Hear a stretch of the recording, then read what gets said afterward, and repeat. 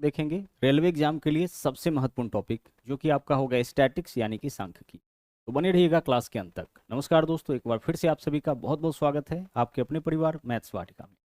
ये जो क्लासेज आपका चल रहा है उसका पीडीएफ आपको मिल जाएगा मैथ्स वाटिका टेलीग्राम के ऊपर, तो सभी लोग टेलीग्राम को भी जरूर ज्वाइन करिएगा। हमने पहले आपको रेलवे का एक सिलेबस दिया था कि रेलवे एग्जाम के लिए कौन कौन से टॉपिक है जो आपका बहुत ही ज़्यादा महत्वपूर्ण है। उसमें से भी जो सबसे ज़्यादा महत्वपूर्ण है वह है आपका स्टैटिक्स। स्टैटिक्स रेलवे एग्जाम का जो है वह फेवरेट टॉपिक है।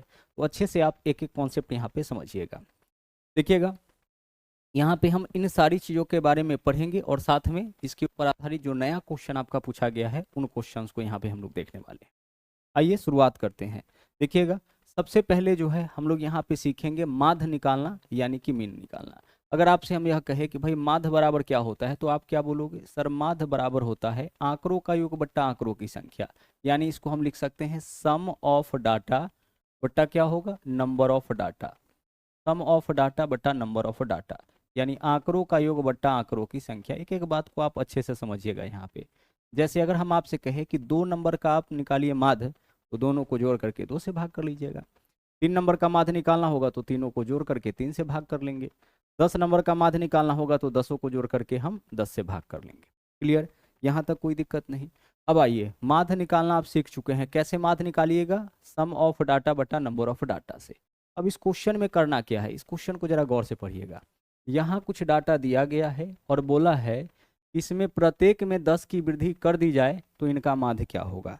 यानी इसका माध्य हमें नहीं बताना है, हमें यह करना है कि प्रत्येक में अगर 10 की वृद्धि कर दिया जाए तब इसका माध्य क्या होगा।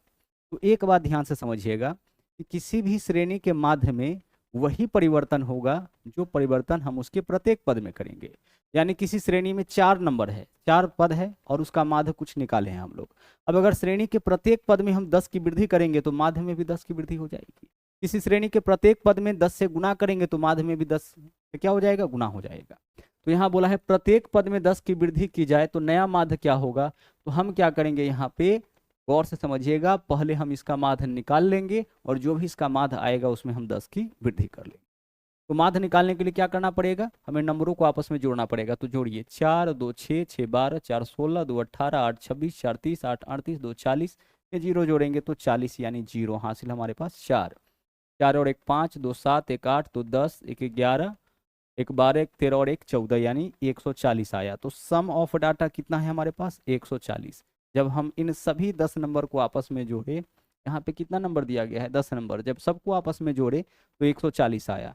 तो सम ऑफ डाटा 140 है। माध्य निकालना है तो हम 10 से भाग कर लेंगे क्योंकि 10 नंबर है। तो माध्य कितना आ गया आपका? माध्य आपका यहाँ से देख लीजिए 14 आ गया। क्या 14 हमारा आंसर होगा? नहीं, हमारा आंसर क्या होगा? क्वेश्चन में क्या बोला गया है कि प्रत्येक पद में 10 जोड़ना है। तो प्रत्येक पद में अगर आप 10 जोड़ रहे हैं तो माध्य में भी 10 की वृद्धि हो जाएगी, यानी 14 और 10 कितना हो जाएगा? 24। यही आपके क्वेश्चन का आंसर हो जाएगा। समझ पा रहे हैं? अगर हम आपसे कहे कि किसी श्रेणी का जो माध्य है वो आपका 15 है, कोई श्रेणी है उसमें 10 15 20 कितने भी पद हो सकते हैं, कोई दिक्कत नहीं है। माध्य कितना है? 15। अब हम आपसे कहे कि अगर इसके प्रत्येक पद में 3 से गुना करेंगे तो नया माध्य क्या होगा? तो 15 गुणे 3 यानी कि 45 हो जाएगा। तो ठीक उसी प्रकार से यहाँ जो प्रेक्षण दे रखा था उसका माध्य आपका 14 आया। अब बोला है प्रत्येक में 10 की वृद्धि की जाएगी तो नया माध्य क्या होगा? तो अगर प्रत्येक में 10 की वृद्धि करिएगा तो माध्य में 10 का वृद्धि हो जाएगा। दूसरा तरीका था कि सब में हम 10 10 जोड़ते हुए चले जाते, तो अगर सब में 10 जोड़ते तो थोड़ा कैलकुलेशन हमारा बड़ा हो जाता। आगे बढ़िए, सवाल नंबर 2 में आते हैं। नंबर 2 क्वेश्चन देखिए, यहाँ बोला है x ग्रेटर देन 0, यानी x का मान 0 से बड़ा है। यहाँ पे कुछ आंकड़ा दे रखा है और साथ ही साथ यह बोला है कि इसका माध्य जो है वो आपका 30 है। माध्य निकालना नहीं है, माध्य दे रखा है 30। हमें क्या बताना है इस क्वेश्चन में? हमें बताना है x का मान। तो माध्य आप कैसे निकालते हैं? आंकड़ों का योग बट्टा आंकड़ों की संख्या। तो हम इन सभी नंबर को आपस में जोड़ते हैं। सबसे पहले देखिए यहाँ पे जो पॉइंट वाला है उसको जोड़िए। 0.5 में 0.5 जोड़ेंगे कितना हो जाएगा? 1। अब 0.5 में 0.5 जोड़ेंगे 1, 1 + 1 2, 2 में से 2 घटाएंगे, आपका यहाँ पे 0 आ गया। कहने का मतलब यह है कि 0.1 और -2 यहाँ पे करके उसको हम लोग कैंसिल कर दिए। अब जो नंबर बच रहा है उसको आपस में जोड़ते हैं। तो देखिए कितना आ रहा है? 2 और 6 8 और 2 10, 10 और 6 16, 16 के लिए लिखेंगे 6, हासिल हमारे पास 1 है। 1 और 2 3, 3 और 5 8, 8 4 12 और 12 और 3 कितना हो जाएगा? 15। 156 आया इन सभी नंबरों का। अब x वाले को जोड़िए तो यहाँ 2x प्लस x 3x और प्लस 3x 6x हो गया। जब इन सब को आपस में जोड़िएगा तो यही वैल्यू आपका निकलेगा 156 प्लस 6x। हम क्या किए भाई, 22 में 56 जोड़िएगा, पहले 22 फिर 56 फिर 42 और फिर यहाँ पे 36, जब सबको आपस में जोड़िएगा तो 156 आएगा। अब पॉइंट बचा हुआ है तो 0.5 में 0.5 जोड़िएगा 1, 1 में 1 जोड़िएगा 2, 2 में से 2 घटा लीजिएगा, कितना आ गया 0। यानी जब इन सभी नंबर को आपस में जोड़िएगा तो 156 आएगा और x वाले को जोड़िएगा तो कितना आ जाएगा 6x। तो यह क्या हो गया, यह हो गया इन सब का योग। तो आंकड़ों का योग बट्टा आंकड़ों की संख्या कितना है नंबर 1 2 3 4 5 6 7, तो 7 से भाग कर लीजिए, यही आपका इसका माध्य हो जाएगा। जबकि माध्य कितना दे रखा है, माध्य यहाँ पे 30 है तो बराबर में 30 लिखेंगे। सोल्व करिए, देखिएगा यहाँ पे 6x का वैल्यू देखिए कितना आएगा, क्रॉस मल्टीप्लाई करेंगे ना तो 7 से 30 में गुना तो 7 तिया 21 210 होगा। इधर आपका 156 प्लस में इधर आएगा तो क्या होगा माइनस में, तो माइनस का 156 हो जाएगा। घटाइए कितना आता है, 210 में से 156 घटाइएगा 54 आ जाएगा। 54 वैल्यू किसका है 6x का, तो यहाँ से x का मान बताइए, 6 से काटिएगा 54 को कितने बार में कटेगा 9 बार में, तो x का मान यहाँ पे 9 आ गया, यानी कि विकल्प डी आपके क्वेश्चन का सही आंसर है। हम क्या किए हैं, आंकड़ों का योग बट्टा आंकड़ों की संख्या किए हैं। जब इन सभी नंबर्स को आपस में जोड़िएगा तो 156 प्लस 6x आता है, और यह कितना संख्या है 7, तो 7 से भाग करेंगे तो इसका माध्य निकलेगा, जबकि माध्य यहाँ पे दे रखा है 30। आगे चलिए तीसरा सवाल यहाँ देख लीजिए, सवाल नंबर 3। जितना भी टाइप आपका बनता है सारे टाइप को यहाँ पे लाया गया है, तो अच्छे से समझिएगा। 36 संख्याओं का माध्य 42 है। माध्य कितना है, माध्य आपका अभी 42 निकाला है, ठीक है। माध्य कैसे निकाला हो गया 42, सभी 36 संख्याओं को जोड़ करके 36 से भाग। माध्य निकालने का तरीका आंकड़ों का योग बट्टा आंकड़ों की संख्या, योग में आंकड़ों की संख्या से भाग करते हैं तो माध्य निकल जाएगा। जैसे मान लीजिए हम आपसे कहे कि योग 30 है और यह 10 संख्याओं का योग 30 है, तो 10 से भाग करेंगे तो क्या निकल जाएगा, माध्य निकल जाएगा। अब आगे देखिए, बोला है बाद में यह पता चला कि एक संख्या 47 को चूक बस 41 पढ़ लिया गया। 47 को चूक बस कितना पढ़ लिया गया, 41 पढ़ लिया गया। तो 47 के जगह हम 41 अगर पढ़ते हैं तो क्या होगा, एक बड़े नंबर के स्थान पर छोटा नंबर ले रहे हैं, यानी कि योग में कमी आ गया होगा। अगर योग में कमी आ गया हो तो औसत में भी कमी हो जाएगा। इसका मतलब यह जो औसत है वह कम है, तो इसको सही जगह पर लाने के लिए हमें प्लस करना होगा। कितना प्लस करना होगा, तो 47 के जगह 41 पढ़ा गया, यानी कितना कम पढ़ा गया है, 6 कम पढ़ा गया है, तो 6 प्लस करेंगे तब सही योग निकलेगा। 47 के जगह 41 पढ़ा गया, यानी कितना कम पढ़ा गया है, 6 कम पढ़ा गया है, तो 6 इसमें प्लस करेंगे तब सही योग निकलेगा। अब यह तो औसत है, माध्य है, इसको माध्य में बदलिए, तो 6 जो है 6 का कमी आ रहा है कितने संख्याओं में, 36 संख्याओं में। तो 36 से भाग अगर हम कर लेते हैं तो इससे यह निकलेगा कि माध्य में कितना का कमी आपका पहले से है। तो 6/36 कर लीजिए। अब 6/36 का मान देख लीजिए कितना है, 6 से काटेंगे इसको कितना बार में, 6 बार में। यहाँ 1 बचा, इस 1 में 6 से भाग करना है तो भाग करिए 0.1 है ना, 1 के ऊपर 10, 6 कम 6 हो जाएगा, 4 बचेगा 40, 6 गुने 6 36, तो 42 में जोड़ेंगे 1.6 यानी 42.16, यही आपका औसत हो जाएगा। 42.16 इसके करीब का कौन सा ऑप्शन है, विकल्प बी। तो विकल्प बी हमारा जो है वह सही आंसर होगा। हम रिपीट करें, अपनी बातों को ध्यान से समझिए। ऐसा क्वेश्चन खूब पूछता है, 36 संख्याओं का औसत क्या है, 36 संख्या है और इसका औसत 42 है। कैसे लाया होगा औसत 42, सभी 36 संख्याओं को जोड़ करके 36 से भाग करके। लेकिन इसमें पता चला कि एक संख्या यानी 36 में से 35 संख्याओं को तो सही सही जोड़ा, एक संख्या 47 को चूक बस 41 पढ़ लिया गया। तो 47 के जगह 41 पढ़ेंगे तो योग में तो 6 की कमी हो जाएगा। जो टोटल नंबर का सम होगा, जो टोटल कैलकुलेशन हमारा होगा, उसमें 6 की कमी, क्योंकि 47 के जगह 41 पढ़े। अगर 41 के जगह हम 47 पढ़ते तो 6 की क्या हो जाती, वृद्धि। इस बार क्या हो रहा है, योग में 6 की कमी। अच्छा, योग में 6 की कमी तो औसत में कितना का कमी होगा, 6 का कमी योग में है। योग में अगर हम नंबर ऑफ डाटा से भाग करते हैं, कितना डाटा है, 36 डाटा है, 36 संख्या है, 36 से भाग करते हैं तो औसत में कमी निकलेगा। तो 6/36 करिए, कितना टाइम्स कट जाएगा, 6 टाइम्स 1/6, 1/6 का मान 0.16 आ रहा है। तो इतना का कमी है आपका औसत में, यानी जहाँ पे औसत अभी आपको दिख रहा है उसमें इतना का कमी है। तो इसको आप प्लस करिएगा तभी तो सही औसत निकलेगा, क्योंकि हमें क्या बताना है, सही माध्य बताना है, सही औसत बताना है। तो इतना आपको इसमें प्लस करना पड़ जाएगा। आगे चलिए, अगला देखिए, माध्य में क्वेश्चन आपका कभी कभी इस तरीके से भी पूछ देता है। तो अगर क्वेश्चन आपका इस तरीके से पूछा जाए तो उसे हमें कैसे सोल्व करना है, ध्यान से समझिए।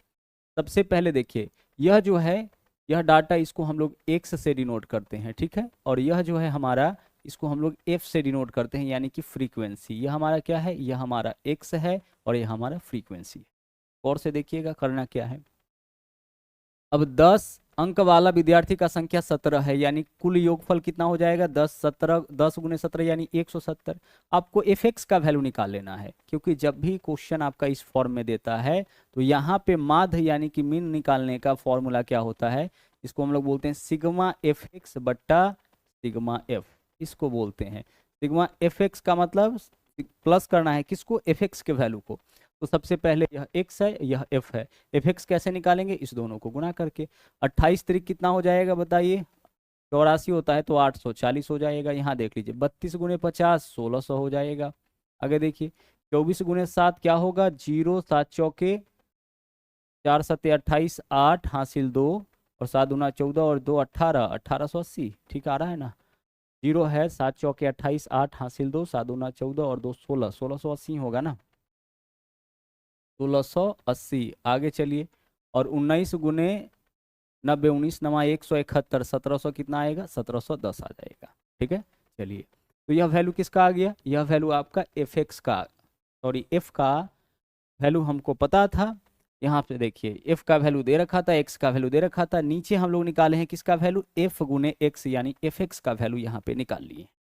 अब हमें क्या करना है, सिग्मा एफ एक्स करना है, यानी एफ एक्स के वैल्यू को आपस में जोड़ना है। तो इन सब को आपस में जोड़िए तो कितना आता है, देखिए 0 + 0 + 0, सबके लास्ट में 0 है तो 0 आ जाएगा। और देखिए 7 4 11, 11 और 8 कितना होगा, 19, 19 और 1 20, 20 के लिए फिर से क्या लिखेंगे, 0 हासिल, हमारे पास 2 आ गया। 2 और 1 3, 3 और 8 कितना, 11, 11 और 6 17, 17 और 6 23, 23 और 7 30, 30 के लिए फिर से लिखेंगे 0 हासिल, हमारे पास 3 है। 3 और 1 4, 5 6 कितना आ गया, 6000। तो सबका योगफल 6000 आ गया बट्टा सिग्मा एफ। सिग्मा एफ यानी इसको आपस में जोड़िए, जोड़िए कितना आता है, देखिए यहाँ पे हमारे पास वैल्यू क्या है, 7 8 15, 15 2 17, 17 4 21, 21 और 9 कितना, 21 और 9 40, 40 के लिए लिखेंगे 0 हासिल, हमारे पास क्या है 4, 4 1 5, 2 7, 3 10, 2 12 और 1 13, 13 और 1 हासिल वाला कितना हो जाएगा 14। यही तो आ रहा है ना, एक बार चेक कर लेते हैं फिर से, देखिएगा इसका योगफल कितना आ रहा है, एक बार चेक कर लेते हैं। 7 8 15, 15 2 17, 17 4 21, 21 और 9 कितना, 21 और 9 30, 30 के लिए 0 हासिल 3, 3 और 1 4, 4 2 6, 6 3 9, 9 2 11, 11 और 1 12, 120 आ गया। ठीक है, सोल्व करिए इसको, कितना बार में यह वैल्यू कट जाएगा, 0 से 0 कैंसिल, 12 पंचे 60, यानी 50 आपके क्वेश्चन का यहाँ पे राइट आंसर हो जाएगा। तो इस तरीके से भी कभी कभी क्वेश्चन पूछ देता है, और अगर ऐसे सवाल पूछा जाए तो यहाँ भी आपको कोई परेशानी नहीं होना चाहिए। हम क्या करेंगे, एफ एक्स का वैल्यू निकालेंगे, एक्स में एफ से गुना कर लेंगे, ठीक है। और उसके बाद इन सभी वैल्यू को आपस में जोड़ के ऊपर, और एफ के वैल्यू को जोड़ करके हमें कहाँ लिखना है, नीचे लिखना है। क्लियर, आगे चलिए। अब यहाँ देखिए सवाल नंबर 5 में हमें पता है कि जब भी डाटा इस फॉर्म में देता है, टेबल के फॉर्म में, तो माध्य निकालने का फॉर्मूला क्या होता है, सिग्मा एफ एक्स, और साथ में नीचे में क्या लिखते हैं, सिग्मा एफ लिखते हैं। ठीक है, यह वर्ग दे रखा है, यानी कि यह हमारा x हो गया, यह किसका वैल्यू है, f का वैल्यू। हमें क्या निकालना पड़ेगा, एफ एक्स निकालना पड़ेगा। अब एफ एक्स कैसे निकालेंगे, यहाँ 0 से 10 है तो बीच वाला वैल्यू ले लीजिएगा। तो 0 से 10 के बीच में क्या आता है, 5, तो 5 गुना 8 यह हो जाएगा 40।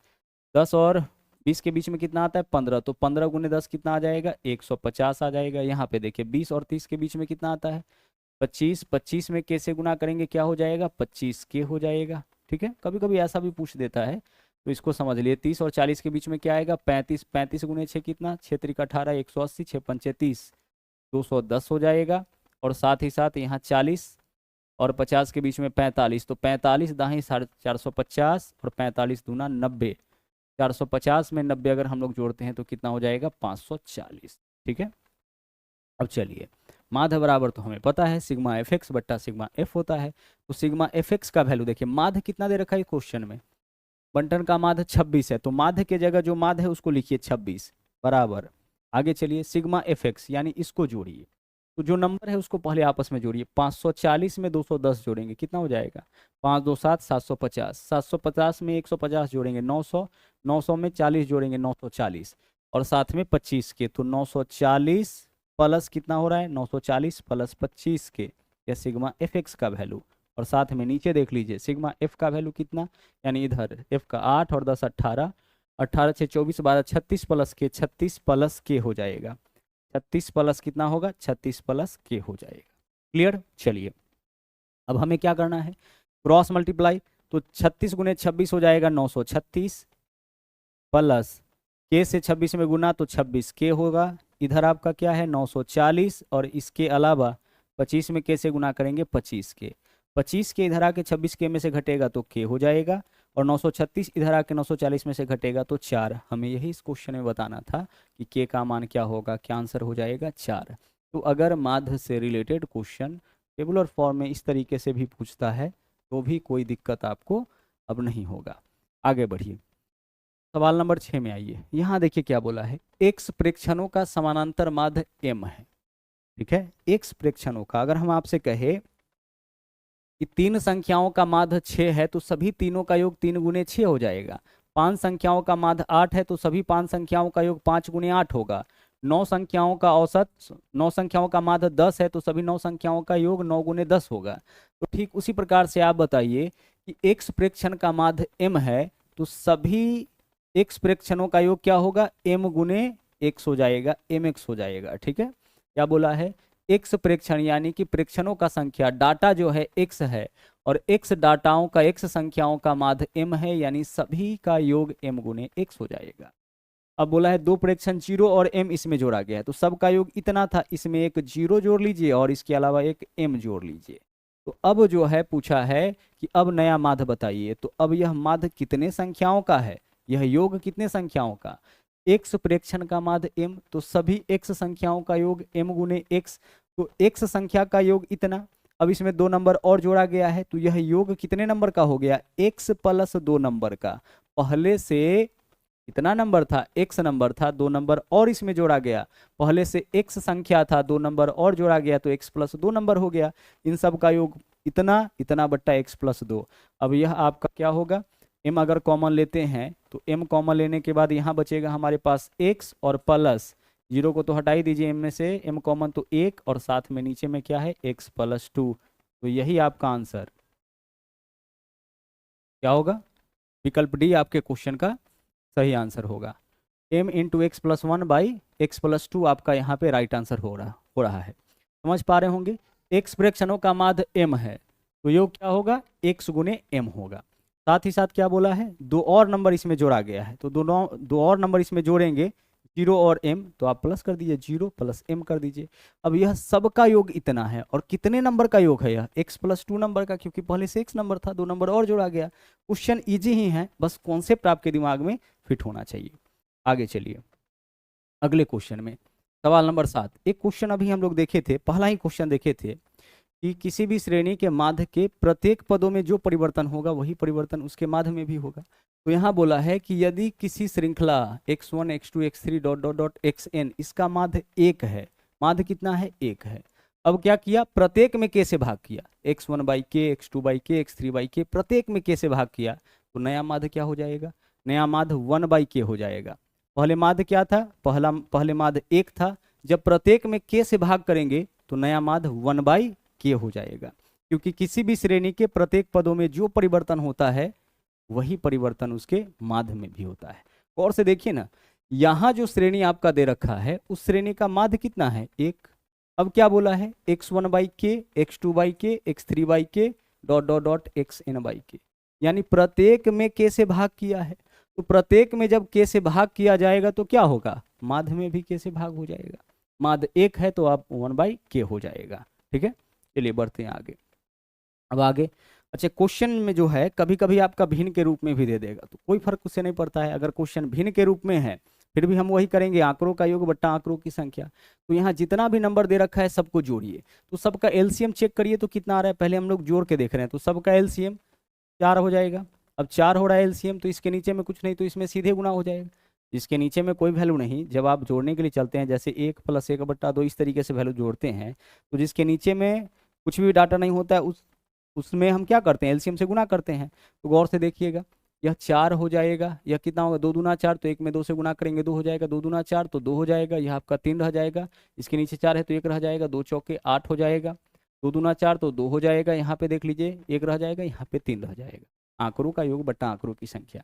अब जोड़िए, 4 2 6 2 8 3 11 1 12 8 20 2 22 1 23 और 3 26। तो आंकड़ों का योग कितना आ गया 26/4। आंकड़ों का योग कितना आ गया 26/4। अब इसमें हम क्या करेंगे, आंकड़ों की संख्या से भाग करेंगे। कितना है 1 2 3 4 5 6 7 8 9, 9 से भाग कर लीजिए, सोल्व करिए। देखिए 26/9 और यह जो 4 है वह कहाँ आ जाएगा, यह 4 तो आपका यहीं पे आएगा ना, 26/4 पहले से था, यह 9 कहाँ आएगा, यहीं पे आएगा ना, क्योंकि 9 बट्टा हम 1 लिखेंगे, उलट के गुना होगा 1/9, तो 1 ऊपर में 9 नीचे में आ जाएगा। काटिए, 2 से काटिएगा, यह 13 हो जाएगा, यह आपका 2 हो जाएगा, यानी ऊपर में 13 और नीचे में कितना 9 दूना 18, 13/18, आंसर विकल्प बी हो गया। हम क्या किए हैं, इन सभी को आपस में जोड़े हैं। जैसे देखिए 1 है प्लस 1/2 है प्लस आगे देख लीजिए क्या है आपका 1/2 है प्लस 3/4 है, इसी प्रकार से तो वैल्यू है। अब मान लीजिए और भी है आगे, तो अगर हम इसका एलसीएम ले तो कितना हो जाएगा 4 ही तो होगा। अब इसके नीचे में कुछ नहीं मतलब 1 है, तो 1 में 4 से भागा 4, 4 एकम 4, तो इसमें 4 से गुना हो गया 4, 2 दूना 4, इसमें 2 से गुना हो गया तो 2 हो जाएगा, 2 दूना 4 तो 1 में 2 से गुना करेंगे 2 हो जाएगा। यही चीज़ तो हम यहाँ पे किए हैं। तो आंकड़ों का योग इतना आया, आंकड़ों का संख्या इतना है, आंकड़ों का योग बट्टा आंकड़ों की संख्या करके यहाँ पे आंसर हम लोग निकाल लिए। तो इस तरीके से अभी आप सीख रहे थे माध्य निकालना और माध्य के ऊपर आधारित कुछ बहुत ही इंपॉर्टेंट क्वेश्चंस। ठीक है, रिवीजन जरूर कर लीजिएगा, क्योंकि सारे जो है इसमें से नए क्वेश्चंस आपको कराए गए हैं। आगे अब हमें बताना है माध्यिका। माध्यिका को हम लोग क्या बोलते हैं, माध्यिका को हम लोग बोलते हैं मीडियन। मीडियन कैसे निकलता है, जब भी किसी सीरीज का आपको मीडियन निकालना होगा यानी माध्यिका निकालना होगा, तो हम क्या करते हैं कि सारे नंबर को या तो आरोही क्रम में सजाते हैं या अवरोही क्रम में। आरोही क्रम में सजाना ज़्यादा अच्छा लगता है, तो हम क्या करेंगे सभी नंबर को आरोही क्रम में सजा लेंगे, और आरोही क्रम में सजाने के बाद जो नंबर बिल्कुल बीच में होगा वही हमारा माध्यिका हो जाएगा। जैसे देख लीजिए, अगर हम आपसे कहे कि 3 6 9 12 और 15, इसका बताइए कि माध्यिका क्या होगा, तो नंबर देख लीजिए 5 संख्या है ना, बिल्कुल बीच वाला संख्या कौन है 9, तो यही इसका माध्यिका हो जाएगा। संख्याओं को सजाने के बाद आरोही क्रम में यानी असेंडिंग ऑर्डर में सजाने के बाद जो नंबर बिल्कुल बीच में आएगा वही माध्यिका होगा। अगर हम आपसे कहे 2 5 9 13 और 19, आप बताइए कि इसका माध्यिका क्या होगा। संख्याओं को आप आरोही क्रम में सजा दीजिए तो सजा हुआ है, बीच का नंबर देख लीजिए कौन है 9, तो यही इसका माध्यिका हो जाएगा। लेकिन अगर हम आपसे कहे कि अब आप बताइए कि इसका माध्यिका क्या होगा, इस बार देख लीजिए कितना नंबर है 1 2 3 4 5 6, 6 नंबर है, बीच में कौन सा नंबर आएगा, तो बीच में देख लीजिए इस बार बीच में जो है 2 2 नंबर आएगा। तो जब बीच में 2 नंबर आए, बीच में 2 नंबर कब आएगा उसको भी समझिए, जब आंकड़ों का संख्या सम होगा ना तब बीच में 2 नंबर आएगा। आंकड़ों का संख्या सम यानी देखिए यहाँ पे 6 नंबर है, जब 6 नंबर होगा, जब 8 नंबर होगा, जब 10 12 14 16 इस तरीके से नंबर होगा तो बीच में 2 नंबर आएगा। और जब आंकड़ों का संख्या ऑड होगा यानी विषम होगा, जैसे यहाँ देख लीजिए आंकड़ों का संख्या कितना है 5, तो बीच में सिर्फ 1 नंबर आएगा, 2 लेफ्ट से हटाइए 2 राइट से हटाइए, बीच में 1 नंबर। लेकिन 6 नंबर रहने पर 2 राइट से हटाइए 2 लेफ्ट से हटाइए, बीच में कितना मिल रहा है आपको 2 2 नंबर मिल रहा है। तो ऐसा तब होता है जब आंकड़ों का संख्या इवन होता है यानी सम होता है। तो यहाँ बीच में 2 नंबर अगर मिल जाए तो हमें कुछ नहीं करना है, इन दोनों को जोड़ करके 2 से भाग, तो 9 + 13/2 22/2 यानी कितना हो जाएगा 11। तो अभी आप क्या सीखे माध्यिका निकालने का तरीका। माध्यिका निकालने के लिए संख्याओं को असेंडिंग यानी आरोही क्रम में सजाएंगे और सजाने के बाद जो नंबर बीच में होगा वही माध्यिका। अगर बीच में 2 नंबर आ जाए तो दोनों को जोड़ करके 2 से भाग। बीच में 2 नंबर आने की परिस्थिति क्या है, बीच में 2 नंबर तब आएगा जब आंकड़ों का संख्या इवन होगा यानी कि सम होगा। तो यहाँ जो भी नंबर है उसको सजाइए आरोही क्रम में। सबसे पहले 2 लिखेंगे, उसके बाद देख लीजिए 2 के बाद 5 फिर 7 फिर 8, पहले 2 फिर 5 फिर 7 और फिर क्या लिखेंगे 8 लिखेंगे, हो गया। आगे चलिए, अब 11 फिर 14 फिर 15, फिर हम क्या लिखेंगे 11 फिर 14 और फिर 15। काउंट करिए तो कितना नंबर है 3 और 3 6 और 1 7, 7 नंबर है। तो 7 संख्याओं का बताइए माध्यिका क्या होगा, 7 संख्याओं का माध्यिका चौथा संख्या होगा। 3 लेफ्ट से हटाएंगे, 3 राइट से हटाएंगे, जो बीच वाला होगा वही माध्यिका होगा। तो देख लीजिए यहाँ पे 3 लेफ्ट से हटा लीजिए, 3 राइट से हटा लीजिए, बीच में क्या आया, बीच में 8 आया, तो आंसर हमारा क्या होगा, 8 हो जाएगा। विकल्प ए इस क्वेश्चन का राइट आंसर। संख्याओं को आरोही क्रम में सजाइए, सजाने के बाद जो बीच वाला नंबर आता है वही माध्यिका होता है। आगे चलिए, यहाँ देखिए बोला है किसी बल्लेबाज के पिछली 10 पारियों में के स्कोर दिए गए हैं, इन पारियों में बल्लेबाज का माध्यिका स्कोर ज्ञात कीजिए। माध्यिका बताना है इन आंकड़ों का। हम क्या करेंगे, संख्याओं को आरोही क्रम में सजा लेते हैं। तो देखिए सबसे छोटा नंबर हमें क्या दिख रहा है, 6, तो 6, इसके बाद 8, उसके बाद 6 8 के बाद सीधे क्या है 27, फिर 50, तो 6 8 फिर लिखेंगे 27, फिर लिखेंगे 50, यही तो है। देखिएगा यहाँ पे 6 लिख लिए, 8 लिख लिए, फिर 27 लिख लिए, फिर 50 लिख लिए। आगे बढ़िए, अब हमारे पास है 63, फिर 65, फिर 81, फिर लिखिए आप 63, फिर 65 और फिर 81। ठीक है, चलिए आगे बढ़ते हैं। 63 65 और 81 लिख चुके हैं, 63 65 81। अब 122 165 180, 122 165 और 180, इसमें यही मेन काम है, संख्याओं को आरोही क्रम में सजाना।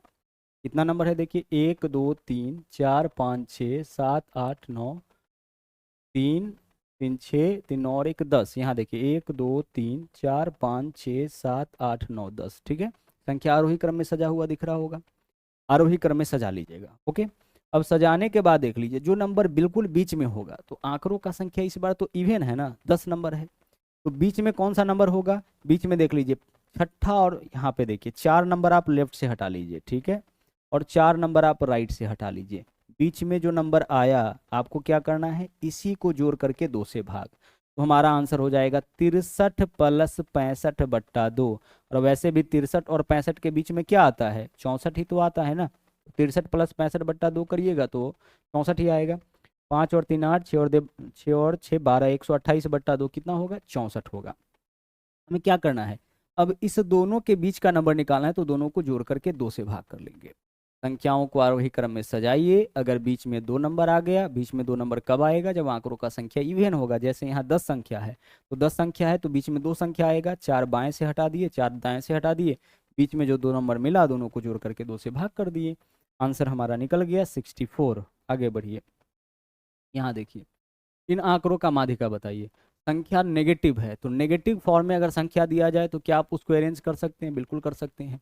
नेगेटिव में जो वैल्यू जितना बड़ा दिखता है उसका मान उतना छोटा होता है, तो सबसे बड़ा कौन दिख रहा है, -5, उसके बाद -3, तो सबसे पहले लिखिए -5, फिर लिखिए -3, फिर लिखेंगे -2, ठीक है, -2 है ना। उसके बाद देख लीजिए, उसके बाद सारे नेगेटिव नंबर को लिख दिए। अब देखिए, अब लिखेंगे हम 0, इसके अलावा 1 है तो 1 लिखेंगे, 1 के बाद देख लीजिए 1 लिख दिए। अब 1 के बाद हमारे पास क्या है, 4 है 2 बार, तो 4 लिखेंगे, 4 लिखेंगे 2 बार, और फिर हम 5 लिखेंगे, और फिर हमारे पास 7 भी है और 10 भी है, तो 7 भी लिखेंगे और 10 भी लिखेंगे। चेक कर लीजिए एक बार कितना नंबर है यहाँ पे, 1 2 3 4 5 6 7 8 9 10, 1 2 3 4 5 6 7 8 9 10, 10 नंबर हो गया। संख्या अरेंज है -5 -3 -2 0, 0 किसी भी नेगेटिव नंबर से बड़ा होता है, फिर 1 4 4 5 7, 1 4 4 और 5 7 10। अब संख्या का हमें बताना है, क्या बताना है, इसका माध्यिका। 10 संख्या है तो 4 लेफ्ट से हटाइए, 1 2 3 4 हटा दिए।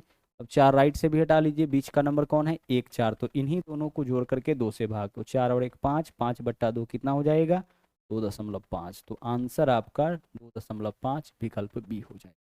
संख्याओं को आरोही या अवरोही क्रम में सजाने के बाद जो नंबर बिल्कुल बीच में आएगा वही क्या होगा, वही आपका माध्यिका होगा। भिन्न के रूप में भी दे सकता है, तो वहां भी आपको अरेंज करना पड़ जाएगा। सवाल नंबर 12 देखिए, यहाँ क्या बोला है, यहाँ जो नंबर है उसका माध्यिका दे रखा है 13, माध्यिका निकालना नहीं है, माध्यिका दे रखा है, हमें क्या बताना है, x का मान बताना है। चलिए एक चीज और देखिए क्या बोला है, यदि नंबर यहाँ जो दिया गया वो आरोही क्रम में है, यानी इस नंबर को हमें अरेंज नहीं करना है, नंबर ऑलरेडी अरेंज्ड है। जब भी x का मान, p का मान, किसी भी वेरिएबल का मान पूछा जाएगा तो जो श्रृंखला दिया जाएगा वो अरेंज वे में दिया जाएगा, या तो आरोही क्रम में सजाए या अवरोही क्रम में। तो यहाँ क्या बोला, इसको आरोही क्रम में सजाया गया। अब माध्यिका 13 कितना नंबर है देखिए, तो 1 2 3 4 5 6 7 8 9 10, 10 नंबर है। तो 10 नंबर है तो माध्यिका कौन होगा, बीच का जो नंबर है 5वां और छठा को जोड़ करके 2 से भाग, तो बीच में नंबर मिलता है x और दूसरा 15, तो इस दोनों को जोड़ करके 2 से भाग करिए, यही माध्यिका होगा। जबकि माध्यिका कितना है 13, तो बराबर में 13 लिख लीजिए। यहाँ से देख लीजिए x प्लस 15 का वैल्यू कितना आ जाएगा, 13 गुने 2 क्रॉस मल्टीप्लाई 26, x का मान बता दीजिए क्या होगा, 15 इधर जा करके 26 में से घटेगा 11। आंसर इस क्वेश्चन का क्या होगा, 11, विकल्प ए सही आंसर बन रहा है। 10 नंबर है ना, तो बीच का जो नंबर होगा 2 नंबर होगा, क्योंकि आंकड़ों का संख्या इवन है, तो बीच में नंबर 5वां और छठा होगा, इसी को जोड़ करके 2 से भाग, 4 लेफ्ट से हटाइए 4 राइट से हटाइए, बीच में 2 नंबर मिल रहा है, दोनों को जोड़ करके 2 से भाग करिए, यही इसका माध्यिका होगा, जबकि दे रखा है 13। यहाँ से x का वैल्यू आप निकाल लीजिए। तो आप जो है माध्यिका निकालना भी अच्छे से सीख चुके हैं। माध्य कैसे निकालना है, आंकड़ों का योग बट्टा आंकड़ों की संख्या। केवल माध्य निकालना ही काफी नहीं है, माध्य के अंदर कितने टाइप से क्वेश्चन पूछे जाते हैं उनको भी आप देखे हैं। माध्यिका में किन किन तरीके से क्वेश्चन पूछा जा सकता है उन सभी को यहाँ पे देखे हैं। अब बारी है बहुलक की। बहुलक को ही हम लोग क्या बोलते हैं, इसी को हम लोग मॉड बोलते हैं। मीन सीखे हैं, मीडियन सीखे हैं, यहाँ पे हम लोग मोड निकालना भी सीखते हैं। जब बहुलक बहुत ही आसान होता है। बहुलक किसको बोलते हैं, पूरे श्रेणी में जो नंबर सबसे ज्यादा बार रिपीट कर रहा होगा, नाम है बहुलक। ठीक है, तो जो इस श्रेणी में जो सबसे ज्यादा बार आया होगा उसी को चेक करिए। तो सबसे ज्यादा बार देखिए तो इसमें 4 आया है, 1 2 सॉरी 4 तो 2 ही बार है। 6 कितनी बार है देखिए तो 1 2 3 6 सबसे ज्यादा बार आया है, तो इसका बहुलक क्या हो जाएगा, 6 हो जाएगा। यानी किसी भी श्रेणी में जिस नंबर की आवृत्ति पुनरावृत्ति रिपीटेशन सबसे ज्यादा बार होगा वही बहुलक हो जाता है। जो नंबर सबसे ज्यादा बार, अगर 4 सबसे ज्यादा बार आ रहा होता तो 4 हो जाता। यहाँ पे 6 सबसे ज्यादा बार, 6 3 बार आया है, 4 2 ही बार आया है, 7 2 ही बार आया है। कौन सा नंबर है सबसे ज्यादा बार आने वाला, सबसे ज्यादा बार आने वाला नंबर 6 है, तो हमारा आंसर 6 हो जाएगा। अच्छा एक चीज और समझ लीजिए, अगर मान लीजिए यहाँ देखिए अगर 6 नहीं होता तब हमारा बहुलक क्या होता, तो देखिए 4 कितनी बार आया है, 4 यहाँ पे देख लीजिए 4 कितनी बार, या फिर 6 को रहने दीजिए और यहाँ पे एक और नंबर हम साथ में जोड़ लेते हैं 7। इस श्रेणी में एक और नंबर 7 मिल जाता। 6 कितनी बार, 1 2 3, 7 कितनी बार, 1 2 3, तो 6 भी 3 बार आया है और 7 भी 3 बार आया है। अब बहुलक क्या होगा, तो अब हमारा आंसर होगा 6 और 7 दोनों। क्या हो जाएगा, 6 और 7। बहुलक क्या होगा, 6 और 7। जब किसी नंबर का रिपीटेशन, जब किसी नंबर का रिपीटेशन एक से अधिक नंबर का रिपीटेशन सेम टाइम हो, उस केस में दोनों हमारा क्या हो जाएगा, बहुलक हो जाएगा। यह रेयर केस बनता है, कभी कभार ऐसा भी सवाल आपके सामने आ जाएगा। अब हम लोग चलते हैं सवाल नंबर 14 के पास। हमें क्या बताना है इसमें, मानक विचलन यानी कि स्टैंडर्ड डेविएशन। स्टैंडर्ड डेविएशन यहाँ भी देख लीजिए क्या बताना है, मानक विचलन यानी कि स्टैंडर्ड डेविएशन। ठीक है, आगे चलिए, यहाँ पे क्या बताना है, प्रसरण यानी कि वेरिएंस। तो सबसे पहले हम लोग वेरिएंस निकालना सीखेंगे और उसके बाद सीखेंगे मानक विचलन निकालना, क्योंकि मानक विचलन होता है अंडर रूट प्रसरण। तो प्रसरण निकाल लेंगे, उसका वर्गमूल कर लेंगे, वही मानक विचलन होगा। तो हमें क्या सीखना पड़ेगा, प्रसरण निकालना। और प्रसरण निकालने का, वेरिएंस निकालने का शॉर्टकट तरीका क्या है, शॉर्टकट तरीका यहाँ पे समझिएगा। हमें क्या करना होता है, जो भी नंबर दिया गया होता है उसका पहले निकालना होता है माध्य। फटाफट से आप इनका माध्य निकाल लीजिए। देखिए 6 7 13, 5 18, 9 27, 27 और 12 कितना हो जाएगा, 27 और 12 39, 39 और 15 54। संख्या कितना है, 1 2 3 4 5 6, 54 बट्टा 6 कितना होगा, 9। तो यहाँ पे माध्य हम निकाल लिए 9। माध्य निकालने में क्या दिक्कत है, आंकड़ों का योग बट्टा आंकड़ों की संख्या। और इसी तरीके से डाटा देगा जब भी आपसे प्रसरण पूछेगा या मानक विचलन पूछेगा, ये छोटा छोटा ही डाटा रहता है। ठीक है, तो हमें क्या करना है, प्रसरण निकालने के लिए सबसे पहले माध्य निकालना होगा। माध्य आंकड़ों का योग बट्टा आंकड़ों की संख्या, जब सबको जोड़े तो 54 आया, संख्या 9 है, 54 बट्टा संख्या 6 है यहाँ पे, तो 54 बट्टा 6 ये कितना आ गया, 9 आ गया। माध्य निकालना सबसे पहले सीखे थे, देख के माध्य निकाल लीजिएगा। अब क्या करना है, प्रसरण निकालने के लिए ध्यान से समझिएगा। हमें क्या निकालना है यहाँ पे, वेरिएंस यानी कि प्रसरण। इसको कभी कभी विचरण भी बोला जाता है, तो अंग्रेजी वाला टर्म आप देख लीजिएगा अगर दिक्कत हो तो। प्रसरण कैसे निकालेंगे, तो प्रसरण निकालने के लिए अब हम क्या करेंगे कि इस 9 में से बारी बारी से सभी नंबर को घटाएंगे और उसका करेंगे स्क्वायर। मतलब इस 9 में से बारी बारी से सभी नंबर को घटा के उसका स्क्वायर कर देना है। तो 9 में से 6 घटाइए 3, 3 का स्क्वायर कितना हो जाएगा, 9 प्लस, आगे चलिए 9 में से 7 घटाइए 2, 2 का स्क्वायर क्या हो जाएगा, 4 प्लस, आगे बढ़िए 9 में से 5 घटाइएगा 4, 4 का स्क्वायर क्या हो जाएगा, 16 प्लस, आगे बढ़िए 9 में से यहाँ पे देख लीजिए 9 घटाएंगे 0, 0 का स्क्वायर क्या होगा 0। फिर 9 में से 12 घटाइए -3, -3 का भी स्क्वायर क्या होगा प्लस का 9 होगा। 9 में से फिर 15 घटाएंगे कितना हो जाएगा -6, -6 का स्क्वायर प्लस 36 होगा। यानी यहाँ पे चूंकि स्क्वायर करते हैं इसलिए नेगेटिव वैल्यू आएगा तो वह स्क्वायर होकर पॉजिटिव हो जाएगा। जैसे 9 में से 15 घटाएंगे तो -6 और -6 का स्क्वायर करेंगे तो +36 आएगा। यानी वैल्यू यहाँ पे हमें प्लस में ही लेना है। और कितना नंबर है फिर से भाग कर दीजिए उतना से, तो 3 और 3 6, तो 6 से भाग कर दीजिए आंसर निकल जाएगा। देखिए 9 यहाँ पे 16 9 25 और 25 और इसके अलावा कितना है 25 4 29, 29 9 38, 38 और 36 कितना हो जाएगा और 8 6 14 4 हासिल 1 3 3 6 और 1 7 74। तो ऊपर में जो योग आया वह 74 और नीचे में 6। काटिए इसको 2 से 3 बार में और यह कितना 37 बार में। यानी 37/3 आपका इस क्वेश्चन का सही आंसर हो जाएगा। क्या आंसर होगा 37/3 यानी विकल्प बी। प्रसरण कैसे निकालना है समझ पा रहे हैं। छोटा सा यहाँ पे आपको एक ट्रिक बताया गया है, फटाफट से निकल जाएगा। माध्य आप आसानी से निकाल सकते हैं। अब क्या करना है माध्य में से बारी बारी से सभी नंबर को घटा करके उसका स्क्वायर करना है और इसको प्लस करने के बाद जितना नंबर है उससे भाग कर लीजिए। आगे देखिए 4 क्वेश्चन इस तरीके का देखना है और कॉन्सेप्ट आपका अच्छे से क्लियर हो जाएगा। सवाल नंबर 18 में आइए। यहाँ भी क्या बताना है प्रसरण, तो फटाफट से आप बता दीजिए ना कि मीन क्या होगा इसका, मीन यानी कि माध्य क्या होगा। तो माध्य निकालिए 3 6 9 5 14, 14 2 16 4 20, 20 बट्टा कितना 5, 20/5 20 योग आया नंबर 5 है, 20/5 कितना आ गया माध्य 4 आ गया। अब 4 में से बारी बारी से सभी नंबर को घटाइए। तो 4 में से 3 घटाएंगे 1, 1 का स्क्वायर 1 होगा प्लस 4 में से 6 घटाएंगे 2, 2 का स्क्वायर 4 होगा। नेगेटिव तो सोचना ही नहीं है। 4 में से 5 घटाएंगे 1, 1 का स्क्वायर 1 होगा। 4 में से 2 घटाएंगे 2, 2 का स्क्वायर 4 होगा। 4 में से 4 घटाएंगे 0, 0 का स्क्वायर 0 होगा। नीचे में क्या करेंगे कितना नंबर है उससे भाग, तो 3 और 2 5, 5 से भाग कर लीजिए। 4 1 5 1 6 4 10, 10/5 कितना आ जाएगा 2। आंसर आपका इस क्वेश्चन का 2 हो गया। प्रसरण निकालने के लिए हमें क्या करना है, हमें कुछ इसी तरीके के चीज़ों को यहाँ पे फॉलो करना है। क्लियर। अब आगे चलिए। अब आगे प्रसरण निकालना आप सीख गए हैं, अब सीखेंगे हम लोग मानक विचलन निकालना। प्रसरण निकालना सीख गए हैं, अब क्या सीखेंगे मानक विचलन निकालना। तो एक बात ध्यान से समझिए, मानक विचलन क्या होता है। मानक विचलन यानी स्टैंडर्ड डेविएशन कैसे निकलता है। तो मानक विचलन जो होता है वो आपका होता है अंडर रूट प्रसरण।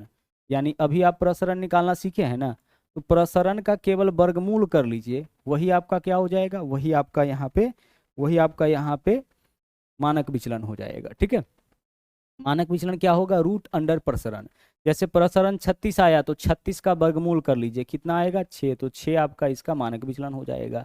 अगर मान लीजिए प्रसरण 49 आया तो इसी का वर्गमूल कर लीजिए कितना आएगा 7। लेकिन ध्यान रखिएगा जब भी किसी नंबर का वर्गमूल करते हैं तो प्लस माइनस वैल्यू आता है, तो आपको नेगेटिव वैल्यू नहीं लेना है, यानी केवल पॉजिटिव वैल्यू लेना है। और केवल पॉजिटिव वैल्यू को दर्शाता है यह सिंबल मॉड, यानी यहाँ से जो वैल्यू निकलेगा और रूट करने पर पॉजिटिव नेगेटिव दोनों निकलेगा। नेगेटिव आपको नहीं लेना है, मानक विचलन हमेशा क्या होगा पॉजिटिव होगा। अच्छा एक बात आप यहाँ से भी बता सकते हैं, अगर मानक विचलन बराबर रूट अंडर प्रसरण है तो अगर इस रूट को हम हटा देंगे तो मानक विचलन का स्क्वायर हो जाएगा।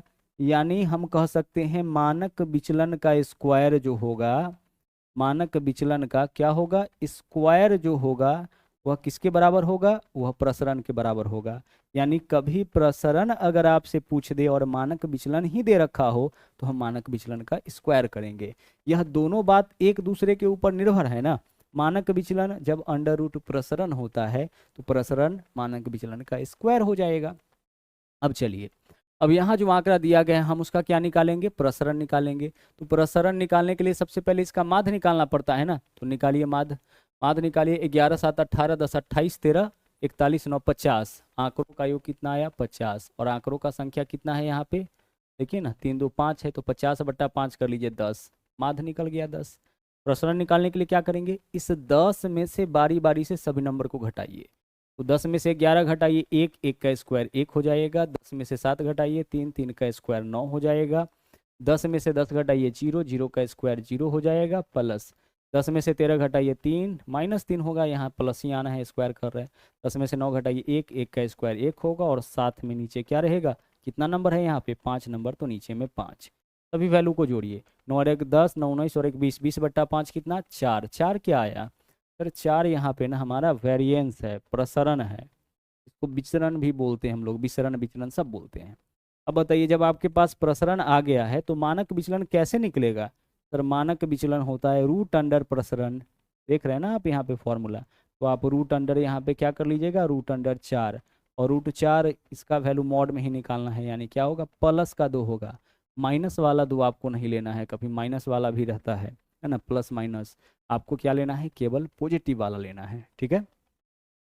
उम्मीद करते हैं कि मानक विचलन भी आप बहुत आसानी से अब निकाल सकते हैं। अगर निकाल सकते हैं तो आइए सेम चीज़ क्वेश्चन के ऊपर हम लोग लागू करके देखते हैं। हम क्या करेंगे, माध्य निकालेंगे, तो 3 4 7 5 12 6 18 7 25 बट्टा 5 5 हो जाएगा। क्या हम यहाँ देख के कह सकते हैं कि सर इस क्वेश्चन का माध्य 5 होगा?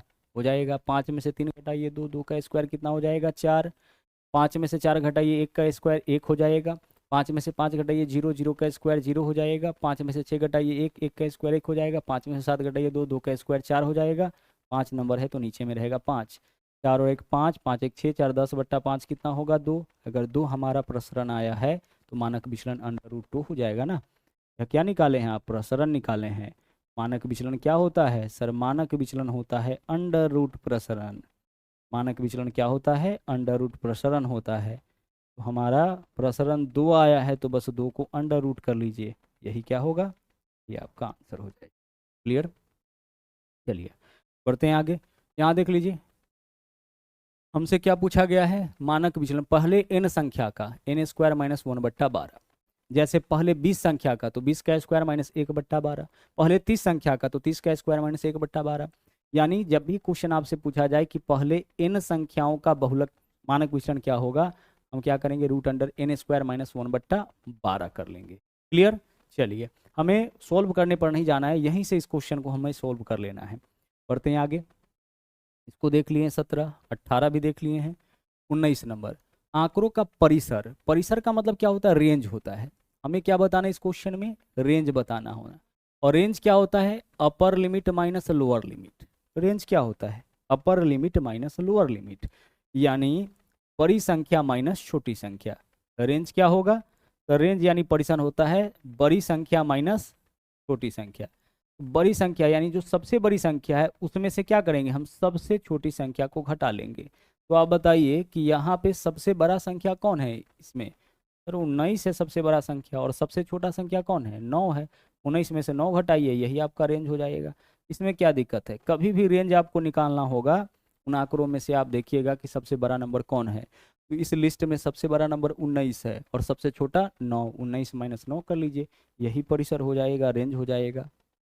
आगे देखिए क्वेश्चन में, देखिए क्या दे रखा है, डाटा सेट का प्रसरण दे रखा है और हमें क्या निकालना है, मानक विचलन। आप बताइए कि मानक विचलन क्या होता है, अंडर रूट प्रसरण होता है, यानी 196 का सिर्फ वर्गमूल करिए ना, यही आपका क्या हो जाएगा, यही आपका प्रसरण हो जाएगा। और प्लस माइनस की प्लस, केवल प्लस, हमें क्या करना होता है, मॉड लगा देना होता है ना, तो प्लस वाला ही लेना है। प्रसरण दे रखा है, प्रसरण तो निकालना भी नहीं है, दे रखा है, मानक विचलन पूछा है, हम क्या करेंगे, अंडर रूट प्रसरण कर देंगे। क्लियर? चलिए बढ़ते हैं आगे। यहाँ देखिए इस बार तो उल्टा है, मानक विचलन 6 है, प्रसरण पूछा है, तो हम क्या करेंगे, मानक विचलन का हम स्क्वायर कर देंगे। तो 6 का स्क्वायर कर लीजिए, कितना होगा, 36। आंसर विकल्प सी आपका हो रहा है ना। थोड़ा संभाल के, मानक विचलन देकर के प्रसरण पूछा है, प्रसरण देकर के मानक विचलन पूछता है तो अंडर रूट करते थे। इस बार मानक विचलन देकर के प्रसरण पूछ दिया तो हम क्या करेंगे, स्क्वायर कर देंगे। तो 6 का स्क्वायर 36। बढ़ते हैं आगे।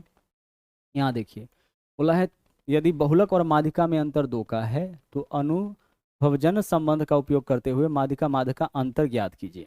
एक बात और समझिए, माध्य माध्यिका आप देख रहे हैं, तो माध्य माध्यिका और बहुलक में एक संबंध होता है। जैसे बहुलक बराबर आपका होता है, बहुलक यानी कि मोड बराबर आप क्या होता है, 3 गुना मीडियन। क्या होगा, 3 गुना मीडियन, बहुत इंपॉर्टेंट फॉर्मूला है आपका, माइनस 2 गुना मीन होता है। कहने का मतलब है कि इस बात को हम ऐसे भी लिख सकते हैं कि बहुलक माध्य और माध्यिका में क्या संबंध होता है, संबंध होता है बहुलक बराबर 3 गुना माध्यिका। माध्यिका में कितना से गुना, 3 से गुना, ठीक है, और माइनस 2 गुना माध्य। 2 गुना क्या होता है, माध्य होता है। कभी याद ना रहे तो इसको ऐसे कर लीजिएगा, याद क्या नहीं रहता है, तो यही डाटा याद नहीं रहता है कि हमें 3 से गुना कहाँ करना है और 2 से कहाँ। तो माध्यिका लिखे हैं तो बड़ा है, इसमें ज़्यादा अक्षर है तो बड़ा वाला में 3 से गुना और छोटा वाला में 2 से गुना। माध्य लिखे हैं तो कम अक्षर है ना, तो छोटा वाला में 2 से गुना, छोटा वाला में 2 से और बड़ा वाला में 3 से गुना। क्लियर? तो माध्य माध्यिका और बहुलक में यह संबंध होता है और इस इनके संबंध के ऊपर आधारित क्वेश्चन आपसे पूछा जाता है, जैसे यहाँ पूछा गया है। बोला है बहुलक और माध्यिका में अंतर 2 का।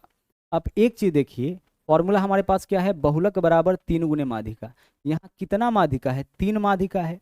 तो एक माध्यिका को अगर हम इस तरफ ले आते हैं तो क्या होगा हमारे पास वैल्यू हो जाएगा बहुलक माइनस माध्यिका। हम क्या किए हैं, 3 माध्यिका में से सिर्फ एक माध्यिका को इस तरफ लेकर के आए हैं।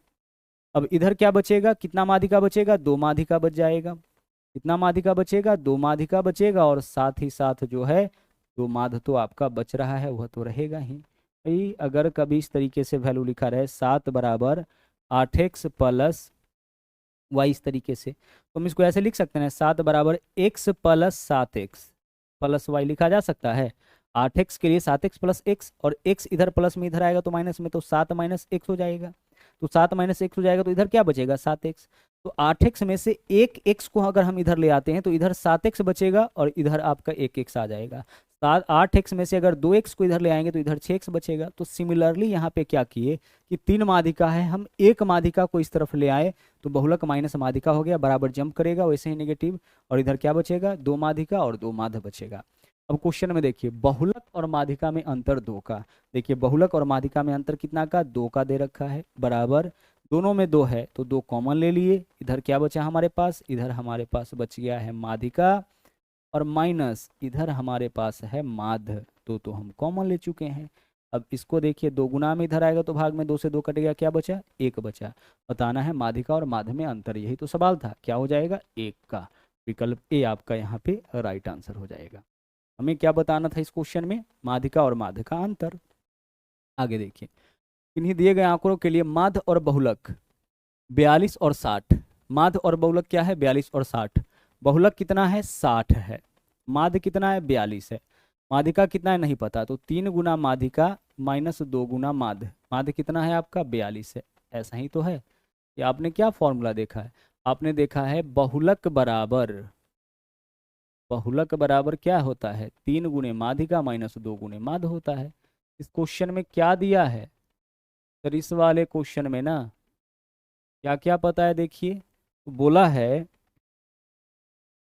कि माध्य और बहुलक 42 और 60, माध्य और बहुलक 42 और 60, यानी माध्य 42 और बहुलक कितना 60। क्या निकालना है माध्यिका, बहुलक की जगह बहुलक का वैल्यू, माध्यिका निकालना है, इसको x माने तो 3 गुना x 3x और माइनस 2 गुना माध्य 42 है।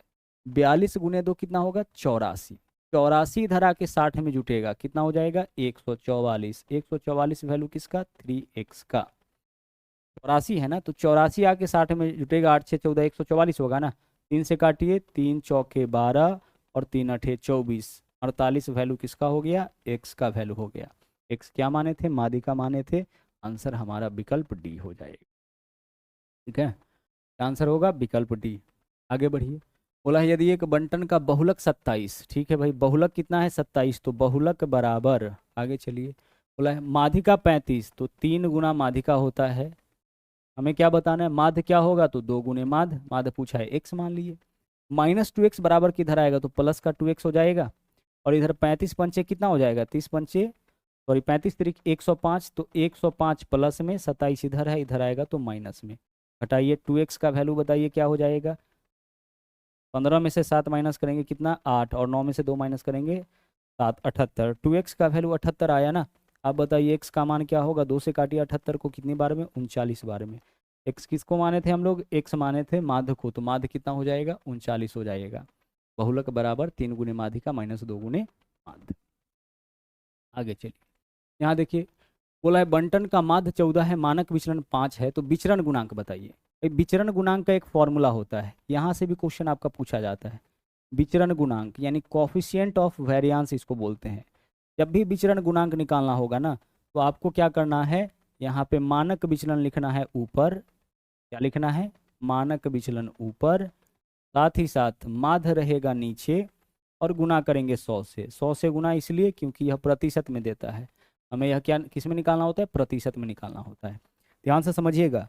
अगर कभी विचरण गुणांक निकालना पड़ जाए तो विचरण गुणांक क्या होता है, विचरण गुणांक निकालने के लिए तभी बोलेगा जब क्वेश्चन में मानक विचलन और माध्य देगा। तो हमें मानक विचलन को ऊपर लिखना है, माध्य को नीचे, गुणा करना है 100 से, चूंकि परसेंटेज में। तो मानक विचलन कितना है 5 और माध्य कितना दिया है क्वेश्चन में 14, गुणा करेंगे कितना से 100 से, प्रतिशत है, प्रतिशत लगा दीजिए। ऊपर में क्या हो गया आपका 100 गुणे 5, 500/14, तो 500/14 प्रतिशत। सोल्व करिए, 14 से भाग करिए, देखिए वैल्यू क्या आता है। 14 से भाग करिएगा तो 14 तिया 42 हो जाएगा, इधर लिख लेते हैं, 14 तिया 42 हो जाएगा। क्या बचेगा 8, 80, 14 पंचे 70, 35 पॉइंट समथिंग वाला एकमात्र ऑप्शन है वही आंसर। तो 35.7 इतना प्रतिशत आपके क्वेश्चन का सही आंसर हो जाएगा। अगर कभी आप फॉर्मूला भूल गए तो एक चीज़ तो याद रहेगा कि आंसर जो होगा यानी विचरण गुणांक जो होगा वो प्रतिशत में, ऑप्शन देख करके भी कह सकते हैं। तो हमें क्या करना है कि छोटा वैल्यू ऊपर लिखना है और बड़ा वैल्यू नीचे। अगर कभी यह याद ना रहे कि ऊपर में कौन नीचे में कौन आएगा, तो छोटा वैल्यू ऊपर रखिएगा और बड़ा वैल्यू नीचे रखिएगा और गुणा कर लीजिएगा 100 से, विचरण गुणांक भी आपका निकल जाएगा। तो इस तरीके से आज के क्लास में आप जो है स्टैटिक्स के सारे कॉन्सेप्ट को बहुत अच्छे तरीके से सीखे हैं।